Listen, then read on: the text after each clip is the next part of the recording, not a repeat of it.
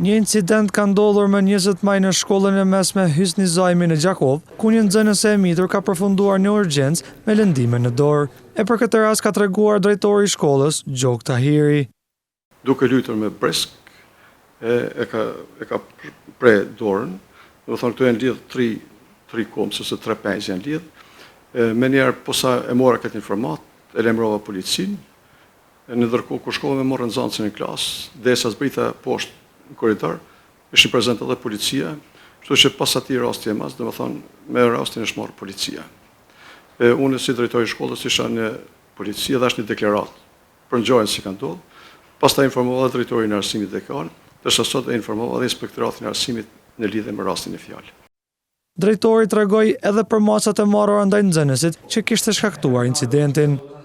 Sot është suspenzuar 3 ditë, domethënë nesër, thonë të martën, sipas udhëzimit A26/2014, mirë po në ditët e vendit të shohim edhe masa tjera më radikale për nxënësin e fjalë. Sepse pavarësisht prej dashjes ose pa dashjes, është rreptësisht ndaluar bartja e mjeteve të mprefta në shkollë. Domethënë është vepër penale shumë e rëndë bartja e mjeteve të tilla të rrezikshme në klasë.